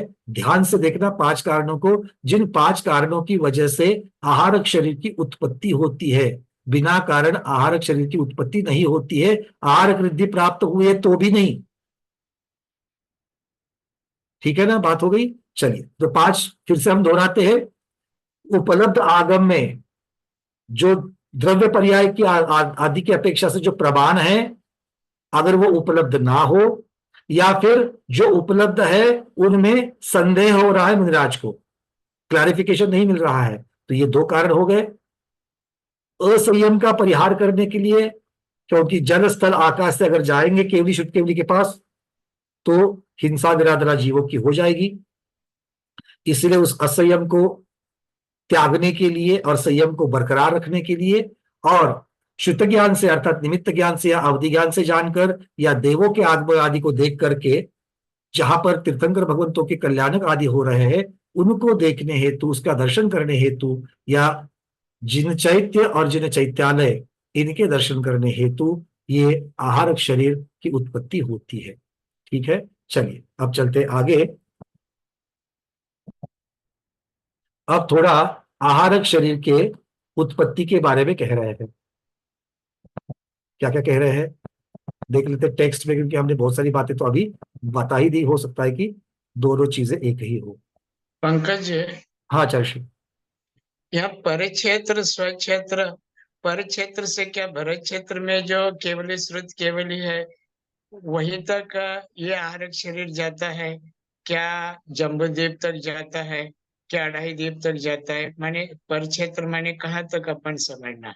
अथवा जहाँ एक मुनिराज चतुर्मास कर रहे और चतुर्मास स्थापना के समय उन्होंने 12 योजन का परिमाण बांध रखा है, दिशा बंधन कर रखा है, और उसी काल अंतर्गत उनको अगर इस प्रकार जिज्ञासा हो तो क्या ये 12 योजन के बाहर जा सकता है? इस प्रकार परिक्षेत्र समझे, क्या इसका अर्थ? आचार्य भगवान यहाँ पर टीका में इस प्रकार से दिया गया है कि निज क्षेत्र अर्थात मूल शरीर से जहां पर गमन कर सकते हैं। अब गमन कर सकते हैं मतलब अपने महाव्रतों में कोई भी दोष ना लगाते हुए गमन कर सकते हैं, या फिर शारीरिक क्षमता की अपेक्षा से गमन कर सकते हैं मूल शरीर से। तो इस अपेक्षा से इसको निज क्षेत्र कहा। और पर क्षेत्र का सीधा सीधा उन्होंने अर्थ कर दिया है कि जहां पर मूल औदारिक शरीर से नहीं जा सकते हैं। अब कितनी सीमा तक, ये आपके प्रश्न में उप प्रश्न था, तो आगम में इसका प्रमाण मिलता है कि 2.5 द्वीप तक, 2.5 द्वीप के बाहर ये शरीर नहीं जा सकता। तो आहारक शरीर भले भरत क्षेत्र के आर्यखंड में है, किंतु विद्युन्माली मेरु के यहाँ पर जाकर के विद्युन्माली मेरु के मंदिरों की जो वंदना है वो कर सकते हैं, या फिर पूर्व धातकी खंड में पूर्व पुष्कराज द्वीप के ऐरावत क्षेत्रों में या फिर वहां के विदेह क्षेत्रों में आदि में जो कुछ केवली भगवान विराजमान है तो उनकी अपेक्षा से भी ये हो सकता है। जी, प्रमाण है कि 2.5 द्वीप तक जा सकते हैं, उससे बाहर नहीं, ये में प्रमाण है। मानसेतर पर्वत के बाहर तो जाने का प्रश्न ही नहीं, क्योंकि मनुष्य का गमनागमन नहीं होता है। होगा तो 2.5 द्वीप के अंतर्गत ही, लेकिन परिक्षेत्र हाँ, तो परक्षेत्र की व्याख्या उन्होंने कर दी है जहां पर मूल औदारिक शरीर से नहीं जा सकते। तो नहीं जाने के कारण दो हो सकते हैं, एक तो असंयम हो जाएगा और दूसरा शारीरिक क्षमता नहीं है, ये दो हो ही सकते हैं। जी जी ठीक है। और जो आपने जो चतुर्भाग वर्षायोग की वगैरह जो योजन की जो नियम वाली जो चर्चा करी थी, वो भी असंयम का अपेक्षा से, नियम भंग की अपेक्षा से असंयम में ही आ जाएगा। जी चलिए अब चलते आगे। आचार्य भगवान यहाँ पर असंयम की बहुलता, अब इसके बारे में थोड़ा सा जो जो आया है टीकाओं में उसको भी हम लोग पढ़ लेते हैं। आचार्य कह रहे हैं असंयम बहुलता मतलब क्या है। जहां पर असंयम की बहुलता कह रहे हैं आज्ञा, कनिष्ठता और अपने क्षेत्र में विरह मतलब केवली श्रुत केवली का अभाव, इन तीन कारणों से साधु आहारक शरीर को प्राप्त होते हैं। आज्ञा की अपेक्षा, कनिष्ठता की अपेक्षा और अपने क्षेत्र में केवली श्रुत केवली का अभाव है इस अपेक्षा से। अब इसका अर्थ एक एक समझ लेते हैं आगे। जल, स्थल और आकाश के एक साथ दुष्परिहार्य सूक्ष्म जीवों से आपूरित होने पर असंयम बहुलता होती है। मतलब हम सब जानते हैं कि जल, स्थल, आकाश में अनेक प्रकार के जीव है, अगर उसके उस मार्ग से गमन करेंगे तो उन जीवों की हिंसा विराधना होगी। उसका परिहार करने के लिए हंस और वस्त्र के समान धवल, अप्रतिहत मतलब जिससे किसी को बाधा नहीं पहुंचती है उसको अप्रतिहत कहेंगे, आहार वर्गना के स्कंदों से निर्मित। तो आहार वर्गना कैसी होती है देखिए, आहार वर्गना का यहाँ पर वर्णन हो रहा है जो आहार शरीर बनाती है। एक तो वो आहार वर्गना ही अप्रतिहत स्वभाव की है, धवल वर्ण वाली है, इस प्रकार के स्कंदों से निर्मित होती है। और एक हाथ प्रमाण उच्छेद वाले मतलब आहार शरीर की अवगाहना एक हाथ प्रमाण होती है, या 24 अंगुल ये भी शब्द आता है। 24 अंगुल को भी अगर हम लोग एक व्यवहार अंगुल की अपेक्षा से देखते हैं तो व्यवहार अंगुल 3/4 इंच का होता है, उसको अगर आप 24 से गुना करोगे तो वहां पर मुख्यतः से 18 इंच आते हैं। 18 इंच का अर्थ होता है 1.5 फुट, तो एक हाथ हो जाता है। तो एक हाथ प्रमाण उच्छेद वाले आहारक शरीर को प्राप्त होते हैं। अतः इस शरीर का प्राप्त करना असंयम बहुलता निमित्तक माना है। मतलब असंयम की बहुलता है, इसीलिए इस निमित्त से उससे बचने के लिए इस शरीर की निर्मित हो रही है। फिर कहते हैं आज्ञा, सिद्धांत और आगम ये एकार्थवाची है। जैसे हम आज्ञा सम्यक तो कहते हैं, मतलब आगम में लिखा है तो हम मान लेते हैं, श्रद्धान कर लेंगे, या सिद्धांत है हम श्रद्धान कर लेते हैं। तो ये यहाँ पर आज्ञा, सिद्धांत और आगम ये एकार्थवाची, देखो बहुत महत्वपूर्ण शब्द यहाँ पर टीकाओं में आए हैं, इनको हमको याद रखेंगे तो बहुत सारे ग्रंथों में हमको इसका लाभ हो सकता है उसको पढ़ने के लिए। तो आगम, आज्ञा और सिद्धांत एकार्थवाची है। उसकी कनिष्ठता अर्थात अपने क्षेत्र में उसका थोड़ा होना, मतलब कोई सिद्धांत की जानकारी या किसी परंपरागत एक पीढ़ी से दूसरे पीढ़ी तक आया हुआ जो आज्ञा श्रुत है, मतलब भगवान की वाणी किंतु आज्ञा से आई हुई, मतलब ना समझते हुए भी एक पीढ़ी से दूसरे पीढ़ी को जो प्राप्त होती है, जो सिद्धांत रूप है या जिसे हम आगम कहते हैं, इसकी कनिष्ठता अर्थात थोड़ा होना मतलब उसकी कमतरता होना, ये आज्ञा कनिष्ठता कहलाती है। ये दूसरा कारण है। तो आज्ञा कनिष्ठता ये एक कारण हो गया। और क्षेत्र में अब आज्ञा की कनिष्ठता है और असंयम की बहुलता है, तो इसकी जिज्ञासा का समाधान कैसे करेंगे? ना स्वयं जा सकते हैं और ना ही जो उपलब्ध आगम है उसमें उसका उत्तर मिल रहा है उनको। तो इसीलिए आगम को छोड़कर द्रव्य और पर्यायों के अन्य प्रमाणों के विषय ना होने पर, मतलब आगम में बहुत बार इस प्रकार की चर्चा होती है, जो उदाहरण दिए जाते हैं, जो पर्याय की चर्चा चलती है, वो आगम में जो परंपरा से जो आगम चला आ रहा है उसकी अपेक्षा से आगे आगे के ग्रंथों में जाता है। हम लोग भी देखते हैं कि बहुत बार जो उदाहरण पर्याय आदि की जो चर्चा चलती है वो हम लोग बहुत बार समझ नहीं पाते हैं, पर वो ग्रंथ में क्यों है? क्योंकि गाथा में आया है। गाथा में क्यों है? क्योंकि उसके मूल जो ग्रंथ बने थे या परंपरा से एक आचार्य से दूसरे आचार्य की पीढ़ी तक जो आ रहे हैं वो आगम में है। इसको आगम में दिए गए द्रव्य प्रमाण या आगम में दिए गए पर्याय प्रमाण या आगम में दिए गए उदाहरण, ये आप लोग कह सकते हैं। और वो अगर समझने के योग्य नहीं है, क्योंकि ऐसे उदाहरण हम लोग भी आजकल देखते हैं कि बहुत बार चर्चा वहां पर होती है क्योंकि समझ में नहीं आता, इसलिए तो लड्डू का गुलाब जामुन का आधार लेना पड़ता है या ना।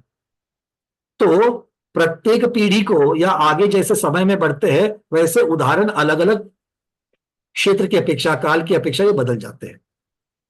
इसीलिए आचार्य जी कह रहे हैं, आगम को छोड़कर द्रव्य और पर्याय के अन्य प्रमाणों के विषय ना होने पर तथा उनमें संदेह होने पर अपने संदेह को दूर करने के लिए पर क्षेत्र में स्थित शुद्ध केवली और केवली के पादमूल में जाता हूं, ऐसा विचार करते हुए आहारक शरीर से परिणमन करके गिरी, मतलब पर्वत, नदी, सागर, मेरु पर्वत, कुलाचल पर्वत, पाताल में भी केवली और शुद्ध केवली के पास जाकर, अब ये शब्द का अर्थ लगाना पड़ेगा, पाताल में केवली और शुद्ध केवली के पास जाकर तथा विनय से पूछकर संदेह रहित होकर लौट आता है। पाताल से अर्थ ये होता है कि अब जाने के लिए जमीन के अंदर से होकर के आपको जाना पड़ रहा है। कहा केवली शुद्ध केवली पाताल में नहीं है, तो वहां जाने के लिए रास्ता आपको पाताल से लेना पड़ रहा है, ये इसका अर्थ होता है। ठीक है ना। तो मतलब अलग अलग तरह से, कल भी हम लोगों ने रिद्धियों की जब चर्चा करी थी तो पृथ्वी में डुबकी लगाना, जमीन में डुबकी लगाना, ये जो बात हो रही थी उसी प्रकार का यहाँ पर ये आहारक शरीर भी कर सकता है। तो वहां विनय से पूछकर संदेह रहित होकर के लौट आता है। आगे कहते हैं ये दो कारण हो गए। कौन कौन से दो कारण हो गए? असंयम की बहुलता और दूसरा कारण हो गया आज्ञा की कनिष्ठता, मतलब श्रुत की कमतरता। अब तीसरा कह रहे हैं पर क्षेत्र में महामुनियों के केवल ज्ञान की उत्पत्ति और परिनिर्वाण गमन तथा तीर्थंकरों के दीक्षा कल्याणक, ये तीसरा कारण है। किसी मुनिराज को सामान्य केवली, उनके केवली ज्ञान की उत्पत्ति हो रही है, या फिर सामान्य केवली आदि का निर्वाण हो रहा है, या फिर तीर्थंकर भगवंतों के दीक्षा कल्याणक आदि हो रहे हैं, ये कारण आहारक शरीर की उत्पत्ति में तीसरा कारण माना गया है। विक्रिया रिद्धि से रहित और आहारक लब्धि से युक्त साधु अवधि ज्ञान से या श्रुत ज्ञान से या देवों के आगमन के विचार से केवल ज्ञान की उत्पत्ति जानकर वंदना भक्ति से मैं वहां जाना चाहता हूं, ऐसा विचार करते हुए आहारक शरीर रूप से परिणमन कर उस प्रदेश में जाकर उन केवलियों की ओर दूसरे जिनों व जिनालयों की वंदना करके वापिस आ जाते हैं। जो चर्चा हमने करी थी उसी प्रकार से बता रहे हैं कि अवधि ज्ञान से या शुद्ध ज्ञान से, देवों के आगमन से ऐसा विचार करते कि भाई यहाँ पर कई कल्याणक हो रहे हैं, या फिर कोई केवली भगवान को केवल ज्ञान हो गया है, उनका निर्माण हो गया है, इस प्रकार की चीजों के जाकर दर्शन करने हेतु या जिनालयों के दर्शन की वंदना हेतु वहां जाते हैं। इन तीन ही कारणों का अवलंबन लेकर ग्रहण किए जाने वाले आहारक शरीर का नाम निरुक्ति ये है निपुण। तो आहारक शरीर को क्या कहते हैं? निपुण कहते हैं। ठीक है, ये एक अलग विषय यहाँ पर शुरू हो रहा है, विशेष विषय शुरू हो रहा है। तो अब तक की जो बातें थी, जो हमने चार्ट में देखा था, उसी को आगम की भाषा में समझाया है। बातें समझ में आ रही है सबको? चलिए, क्योंकि वही 5 चीजें यहाँ पर बताई गई है, पर उसमें एक दो चीजें हमको और भी समझ में आ गई कि भाई आज्ञा शब्द, आगम शब्द और सिद्धांत शब्द ये पर्यायवाची है। ठीक है, इस प्रकार से समझ लेना। अब कह रहे हैं कि आहारक शरीर जो है वो निपुण और सूक्ष्म होता है। सूक्ष्म शब्द आया था, है ना, इसकी भी चर्चा होनी चाहिए। तो आहारक शरीर को निपुण क्यों कहा? तो कहते हैं हमारा जी, आहारक शरीर को निपुण इसीलिए कहा गया क्योंकि एक बार मूल शरीर से आहारक शरीर निकला, जिस उद्देश्य को लेकर के निकला है उस उद्देश्य की पूर्ति करके ही वह अवसान को प्राप्त होता है। बीच में आधा अधूरा छोड़ करके काम, जैसे आधा अधूरा छोड़ करके वो वापस आ गए, रहने दो फिर कभी देखेंगे, ऐसा नहीं है। इसलिए अपने कार्य में कुशलता के अर्थ में यह निपुण शब्द समझ सकते। निपुण मतलब यहाँ पर सक्सेसफुल इस अपेक्षा से लिया गया है। जी। चलिए, और सूक्ष्म शब्द अप्रतिहत होने की अपेक्षा से, अड़ने और ना अड़ाना और ना अड़े जाना, इसकी अपेक्षा से सूक्ष्म, अप्रतिहत की अपेक्षा से सूक्ष्म कहा है। यहाँ पर सूक्ष्म नाम कर्म का उदय का कोई संबंध नहीं है, इस चीज को समझना। आहार द्रव्यों में से आहारक शरीर को उत्पन्न करने के लिए भी निपुणतर और स्निग्धतर स्कंदों का आहरण करता है। बड़ा सुंदर विषय आ रहा है यहाँ पर। आचार्य भगवान कह रहे हैं कि आहारक वर्गणा जो है वो आहारक वर्गणा भी कैसी है? क्योंकि मुनिराज तो अपने स्वयं के शरीर के लिए तो औदारिक वर्गना ले रहे हैं, किंतु आहार पुतला जब बन रहा है तब वो निपुणतर, यहां पर शब्द लगाया तरतमता की अपेक्षा, निपुणतर मतलब सक्सेसफुल में भी मोर, मोस्ट सक्सेसफुल, इस प्रकार से आप लगा लेना, ठीक है।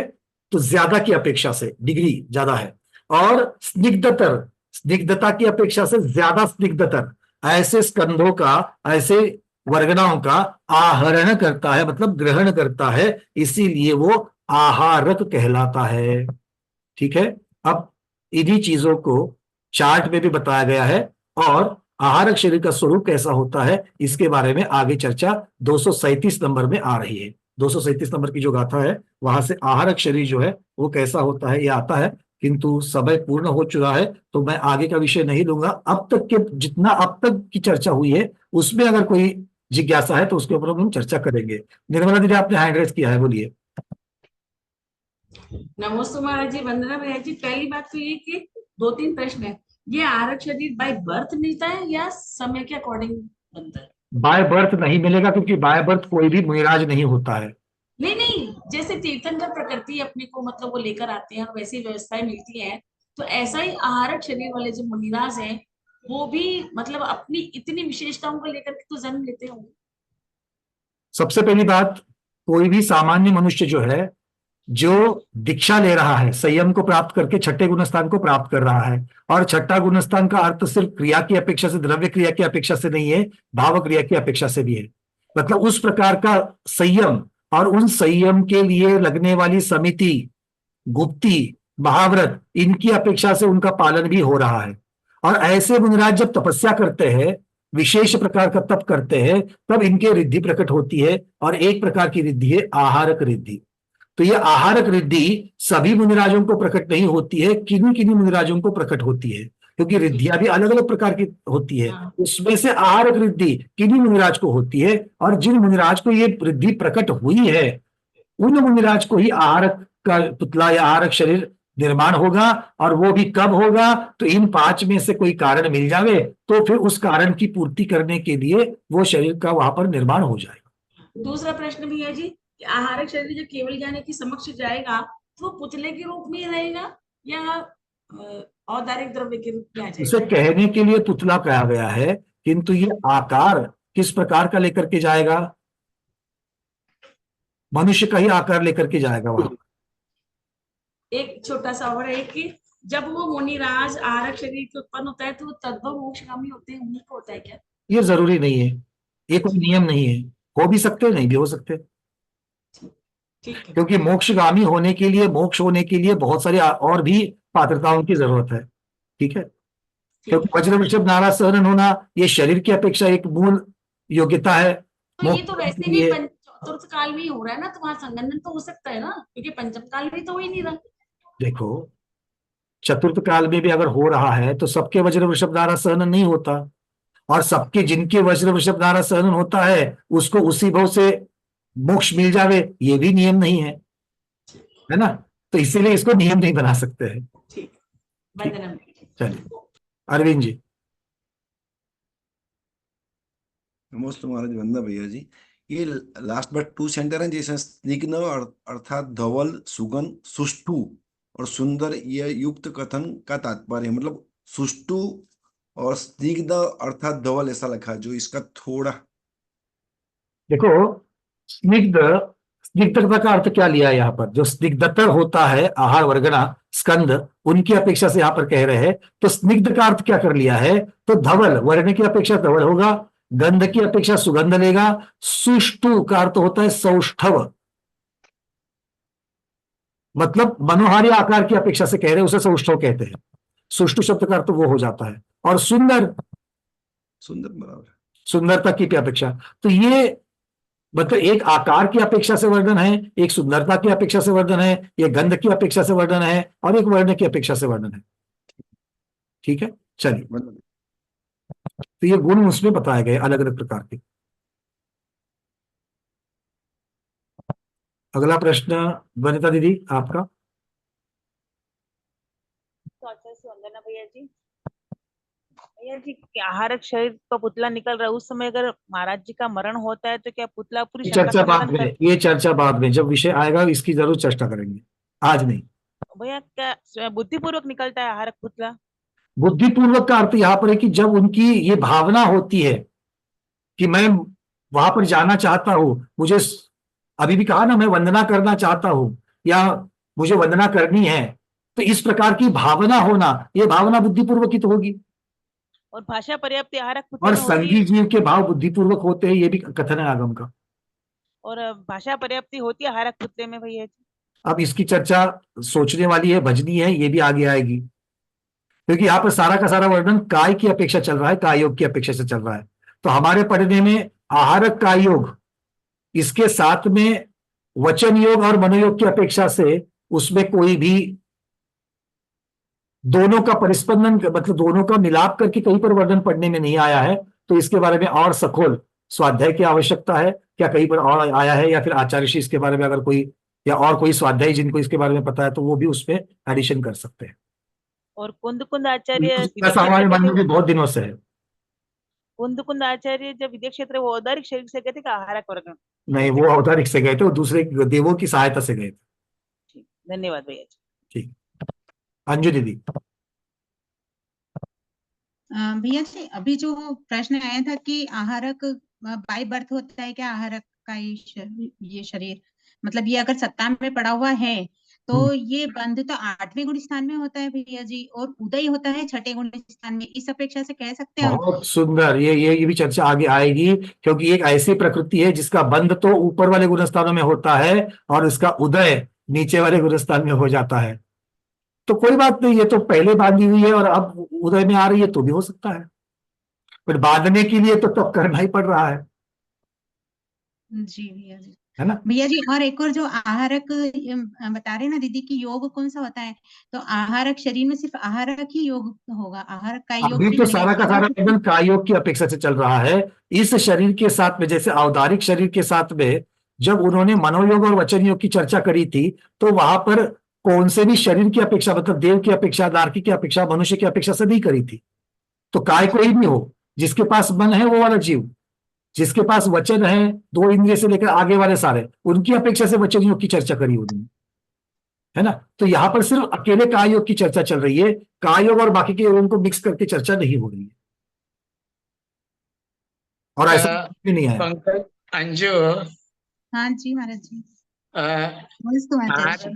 आहारक शरीर का जो बंध होता है, ये 6ठे गुणस्थान से लेकर के 8वें गुणस्थान तक होता है। अब और उदय जो 6ठे गुणस्थान में ही होता है, और इसका कारण यह है, यह जिज्ञासात्मक जो विकल्प है, ये विकल्प 6ठे गुणस्थान में होने के कारण आगे के गुणस्थान में विकल्प बना नहीं है। अब 8वें गुणस्थान तक कैसे बंद होता है? 8वें गुणस्थान में होता है, ऐसा न कह करके अपन 6ठे से 8वें गुणस्थान तक क्यों देखा? रेंज बतानी चाहिए। और दूसरी बात यह है कि अब आप पूछेंगे फिर 7वें गुणस्थान 8वें गुणस्थान का नाम तो अप्रमत्त अवस्था बताया, निर्विकल्प अवस्था बताया, और इधर तो जो क्या देववंदना अथवा श्रुति में कोई शंका आदि होने के बाद तो ये तो सारे विकल्प के आयाम हो गए। फिर 7वें 8वें गुणस्थान में क्या विकल्प होता है क्या? तो इसका उत्तर यह है, प्रारंभ तो होता है बंध का 6ठे गुणस्थान में, लेकिन 7वें 8वें गुणस्थान में उसका निष्ठापन होने की अपेक्षा ग्रहण किया गया है। अच्छा आचार्य श्री जी, आचार्य श्री। जैसे बाकी की भी कुछ प्रकृतियां ऐसी है जो वहां पर शुरुआत होती है और ऊपर निष्ठापन हो सकता है, उसकी अपेक्षा से दिया गया। ठीक है, चलिए जी जी। वीके जैन जी, सर थोड़ा सा पीछे हट करके आप बात करेंगे। जी जी जी, नमस्ते आचार्य श्री, वंदना भैया जी। अच्छा, ये असंयम का परिहार, ये शब्द आया ना, तो बताया जल थल और आकाश गमन के में जो असंयम की प्रवृत्ति हो जाए, मेरा निवेदन हो कि ये इनके परिहार के लिए आहारक शरीर बनाते हैं, या पूर्व में कोई दोष लग गया उसके परिहार के लिए आहारक शरीर की रचना करवाते हैं? नहीं नहीं नहीं नहीं नहीं, क्योंकि ये गमन करना चाह रहे हैं, केवली शुद्ध केवली का ये मूल कारण है, और वो गमन करते वक्त अगर निज क्षेत्र की अपेक्षा केवली श्रुतकेवली नहीं है और पर क्षेत्र में है, मतलब केवली श्रुतकेवली के पास जाना है, ये मूल कारण है। अच्छा, एक। दूसरा, अगर स्वयं के शरीर के साथ जाएंगे तो असंयम होगा, इसीलिए आहारक शरीर के द्वारा संयम के साथ जाते हैं, ये इसका कथन है। वंदना भैया जी। क्योंकि पहले लगे हुए दोष के अपेक्षा से अगर देखेंगे तो वो तो प्रतिक्रमण आदि तो चीजें कर ही रहे हैं, और आहारक शरीर के द्वारा गमन करने पर किस प्रकार से उसका प्रतिक्रमण हो जाएगा, वो नहीं होगा। ठीक है, चलिए। बहुत बढ़िया। एक मिनट, फिर से अनम्यूट हो गया है। अनम्यूट हो गया, म्यूट हो गया। आज इस चीज का खुलासा हुआ, बहुत अच्छा लगा। अच्छा, अदरवाइज पहले मैं सोचता था कि पूर्व में कोई उनको असंयम हो गया है, उसके परिहार के लिए बढ़ जाते हैं, पर आज पता चला कि असंयम न हो जाए इसलिए वो आहार शरीर से गमन करते हैं। बिल्कुल बिल्कुल बिल्कुल, ये बात है। चलिए प्रमोद जी, अंतिम प्रश्न आपका। मैं ये कह रहा था कि ये छठे गुण स्थान में मतलब कभी भी प्रारंभ हो सकता है, अंत में मतलब लास्ट में ही प्रारंभ होता है इसका बंद? अब ये तो कर्म सिद्धांत की अपेक्षा से देखना पड़ेगा। वैसे अभी तक तो हमको ऐसा अंदाज रहता है कि 7वें 8वें स्थान में बंद होता है, मतलब हम यही आहारक जो है, आहारक जो अंगोपांग भी है, आहारक शरीर का भी है, इनके लिए स्पेशल, ये तीर्थंकर प्रकृति जैसी स्पेशल है। ये इसके लिए कुछ नियम बने हुए हैं, ये इसके साथ होगा, उसके साथ नहीं होगा, स्थान की अपेक्षा प्रतिष्ठा पर होगा, निष्ठा पर होगा, तो सारी चीजें देखनी पड़ेगी। ठीक है, उसकी चर्चा कर्मकांड की अपेक्षा से हो जाएगी। कुसुम छाबड़ा दीदी, जल्दी से। नमस्ते आचार्य भैया, वंदना भैया जी। यही था, प्रमोद भैया ने पूछ दिया। मैं भी ये पढ़ने में यही आया कि बंधन तो 7वें से शुरू होकर 8वें तक होता है, लेकिन उदय छठे में आता है। तो छठे में कैसे बंद हो जाएगा? तो फिर कर्म बंध की अपेक्षा से वर्णन हम बाद में करेंगे। ठीक है, अभी तो मेरे सामने अभी वो गाथाएं नहीं है। अभी नेक्स्ट आगे ये कुछ मुझे समझ में नहीं आया, तो अगली क्लास में जरूर करेंगे। कर्म सिद्धांत की अपेक्षा से इसका वर्णन कर लेंगे। ठीक है, वो भी कर लेंगे। इसमें भी एक कारण समझ में नहीं आया मुझे, तो वो ये जो बताया ना, इसमें शब्द ही छूट गया। वो पहला कारण था ना, कनिष्ठ था, आज्ञा कनिष्ठ था। मतलब क्या, अपने क्षेत्र में उसका थोड़ा होना। तो आज्ञा कनिष्ठता का अर्थ लिया है, आज्ञा का अर्थ है आगम, और कनिष्ठता का मतलब हीनता, कमतरता। तो जब उपलब्ध आगम में उनकी जिज्ञासा का समाधान नहीं हो रहा है, उसे आज्ञा कनिष्ठता कहा गया है। ठीक है, चलिए।